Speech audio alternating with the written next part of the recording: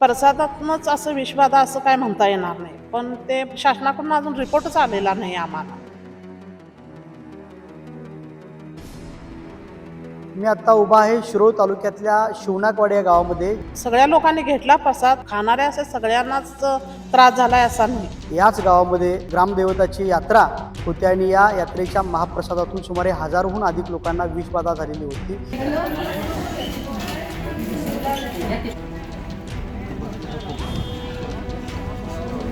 खरोखरच मी एक शिवनाकवाडीचा नागरिक म्हणून प्रशासनाचं आभारच मानेन.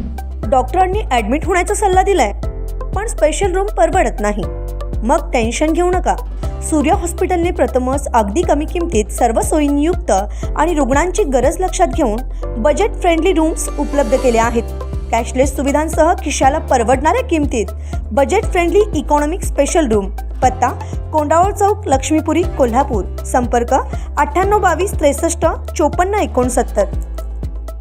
दर्शको नमस्कार, KQ न्यूजमध्ये आपलं स्वागत आहे. मी आता उभा आहे शिरोळ तालुक्यातल्या शिवनाकवाडी या गावामध्ये, जे गाव गेल्या 8 दिवसापूर्वी मोठं चर्चिलं जात होतं. याच गावामध्ये इथल्या ग्रामदेवताची यात्रा होती आणि या यात्रेच्या महाप्रसादातून सुमारे 1000हून अधिक लोकांना विषबाधा झालेली होती. संपूर्ण गावासह तालुक्यामध्ये या घटनेनं हळहळ व्यक्त केली जात होती. मात्र पुन्हा 8 ते 10 दिवसानंतर ही सगळी परिस्थिती पूर्वपदावरती आलेली आहे. अनेक लोक उपचार घेऊन बरे होऊन या गावामध्ये परत आले आहेत. संपूर्ण गाव पुन्हा सुखा समाधानानं समृद्धीने या ठिकाणी नांदत आहे. याच गावामध्ये आपण इथल्या सरपंचांशी त्याचबरोबर काही स्थानिक लोकांशी चर्चा करणार आहोत. काय होती नेमकी या गावातली परिस्थिती आणि आता इथलं वातावरण कसं आहे. नमस्कार. नमस्कार. आपलं नाव? माझं नाव सरिता राजाराम खोत, लोकनियुक्त सरपंच शिवनाकवाडी. आमच्या गावची यात्रा सोमवार मंगळवार होती. 3-4 तारखेला. 4 तारखेला महाप्रसाद होता. महाप्रसाद काय 10,000 लोकांचा महाप्रसाद होता. काय सगळं म्हणजे सगळ्या लोकांनी घेतला प्रसाद, पण खाणाऱ्या असे सगळ्यांनाच त्रास झालाय असा नाही. आणि प्रसादातूनच असं विषबाधा असं काय म्हणता येणार नाही, पण ते शासनाकडून अजून रिपोर्टच आलेला नाही आम्हाला, म्हणून महाप्रसादामधनंच झालंय असं काय सांगता येणार नाही. इथं ही घटना घडल्यानंतर 3 आणि 4 तारखेला कल्याणीताई देवीची यात्रा होती आणि 4 तारखेनंतर 4 तारखेला रात्री, 4 तारखेला दिवसभर महाप्रसाद होता आणि सायंकाळनंतर लोकांच्या पोटामध्ये दुखणं, मळमळणं, जुलाब, उलटी यासारखा त्रास होऊ लागला. 5 तारखेला ही संपूर्ण घटना लोकांच्या निदर्शनास आल्यानंतर प्रशासनाला तातडीनं कळवण्यात आलं आणि इथं जे प्रशासकीय यंत्रणेनं काम केलं ते अगदी वाखाणण्याजोगं आहे. 24 तास त्यांची यंत्रणा या ठिकाणी कर्तव्यदक्ष होती. त्याचबरोबर संपूर्ण लोकप्रतिनिधी या ठिकाणी जातीने हजर होऊन इथल्या गावकऱ्यांची काळजी घेतली. प्रशासनानं नेमकं काम कसं केलं ह्यात आपण यातल्या लोकांच्या तोंडातून ऐकूया. मामा, ही घटना घडल्यानंतर प्रशासनानं आपली भूमिका या ठिकाणी कशी बजावली?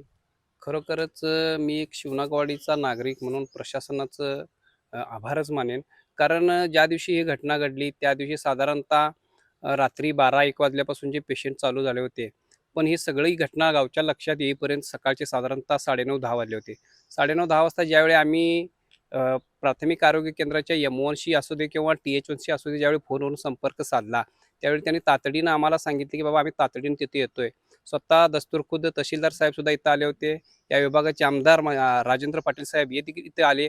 त्यांनी स्वतः कशाची तमा न बाळगता त्यांनी स्वतः सांगितले की जे काही खर्च लागेल तो तुम्ही खर्च करून घ्या आणि आपण पहिला इथल्या लोकांना बरं करूया, अशा पद्धतीची भूमिका घेतली. त्यामुळं आमदार साहेबांचा असू दे किंवा प्रशासनाचा असू दे, तसेच इतर आम्हाला सहकार्य करणारे पृथ्वीराज यादव असतील, विजय भोजे असतील, शिवाय खासदार साहेब असतील, तसेच ज्या ज्या इतर लोकांनी, राहुल साहेब आवाडे असतील, या लोकांनी जी आम्हाला प्रशासनाकडून जी मदत केली ती खरोखरच वाखाणण्याजोगी होती. आणि खरोखरच त्यावेळी जर आम्हाला प्रशासनाची मदत लगोलग जर मिळाली नसती तर काही चित्र वेगळं दिसलं असतं. पण प्रशासनाच्या सतर्कतेमुळं आमच्या गावातील सगळी लोक आम्ही सुखरूप परत आलेलो. आता नेमकी इथली परिस्थिती कशी आहे गावातली? आता हाय व्यवस्थित चालू आहे, सुरळीतपणे आहे.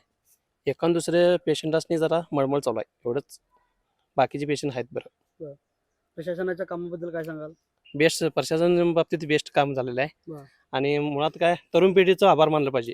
कारण का आमच्या गावातली अशी इकी आहे की किरकोळ गोष्ट काही बी झाली तर पोराटकी म्हणा, गावातील नागरिक अशी इकी येऊन सगळ्यांना सामोरं जातात. हे महत्वाचं आहे. हं. आणि यड्रावकर साहेबांना मानलं पाहिजे. सकाळी 8 वाजता त्यांनी हजर झालते हं. आणि योग्य नियोजन प्रशासनामार्फत बेस्ट झाले. आपण मॅडम या गावच्या लोकनियुक्त सरपंच आहात. अशा पद्धतीचा हा मला वाटतं तालुक्यात ही पहिलीच घटना इतकी मोठी असावी आणि तालुक्यासह जिल्ह्यानं याची महाराष्ट्रभर याची चर्चा झाली. अशा पुन्हा घटना घडू नयेत यासाठी आपण आपल्या गावामध्ये घटना घडलेल्या आहे. अशा घटना पुन्हा घडू नयेत म्हणून आपण लोकांना कोणतं आवाहन कराल? अशा परत घटना घडू नये याबद्दल लोकांनी कुठल्याही दुकानातनं धान्य घेताना ते स्वच्छ निवडं घ्यावे, फिल्टरचं पाणी वापरावे प्रसादाला. आपलं नाव कांचन संजय माळी. काय सांगाल? आपण ही घटना अनुभवली. पूर्वी वातावरण ज्यावेळी घटना घडली त्यावेळेचं वातावरण कसं होतं आणि आता 8 ते 10 दिवसानंतर वातावरण कसं आहे? पूर्वी घटना घडली त्यावेळेला सगळ्यांच्या तोंडावर किंवा एक प्रकारची भीती होती, काय घडतंय किंवा काय होणार. पण गावातली एकजूट आणि प्रशासनाचं उत्तम कार्य यामुळं परिस्थिती पुन्हा पूर्ववत झाली आहे आणि आता काळजी करण्यासारखं काहीच नाही. म्हणजे सगळं व्यवस्थित आहे ते रुटीन चालू झाले. फक्त त्या 4 दिवसाचा जो काळ होता त्याच्यात प्रशासन सतर्क झालं आणि गावाने एकजूट दाखवून सगळ्यावर उपाय शोधून पुन्हा सगळी घरी परत आल्यानंतर व्यवस्थित चालू आहे, सगळं रुटीन आहे तसं चालू आहे. त्या लोकांनी आपल्याला सांगितलं की घटना घडल्यानंतर भयानक परिस्थिती या ठिकाणी होती, पण प्रशासनानं सतर्कतेने या ठिकाणी काम केलं. प्रशासनानं कुठली हायगाई न करता प्रशासन असतील, आजी माजी लोकप्रतिनिधी असतील, यांनी गावामध्ये धाव घेऊन तात्काळ इथल्या रुग्णांच्यावरती उपचार होण्यासाठी प्रयत्न केलेत.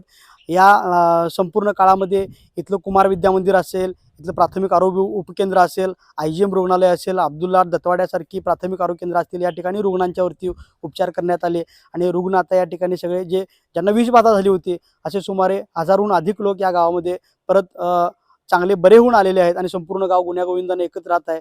परंतु यातून प्रशासनानं एक धडा घेतला की याची दखल घेऊन खुद्द आरोग्यमंत्र्यांनी याची दखल घेऊन इथल्या लोकप्रतिनिधींची, तालुक्यातल्या तहसीलदार, आरोग्य विभागाचे अधिकारी, BDO यांची बैठक घेऊन अशा घटना पुन्हा तालुक्यासह इतर ठिकाणी उद्भवू नयेत यासाठी या राज्याचे आरोग्यमंत्री आणि जिल्ह्याचे पालकमंत्री प्रकाश आंबेडकर साहेब यांनी बैठक घेऊन विभागनिहाय अशा गावामध्ये घटना घडू नयेत यासाठी तिथल्या अधिकाऱ्यांना खबरदारी घेण्याचं आवाहन केलं आहे. आणि याच पार्श्वभूमीवर आता शिरोळ तालुक्यामध्ये म्हणायला गेलं तर इथल्या तहसीलदारांनी, BDO, तालुक्याचे आरोग्य अधिकारी यांनी संपूर्ण गावातल्या लोकप्रतिनिधींची, त्यामध्ये पोलीस पाटील असतील, सरपंच, उपसरपंच, तलाठी, ग्रामसेवक यांची बैठक बोलावून अशा घटना परत उद्भवू नये त्यासाठी कोणती उपाययोजना केली पाहिजे, प्रतिबंधात्मक उपाय काय केले पाहिजेत याचं मार्गदर्शन आणि सूचना त्यांना दिलेल्या आहेत.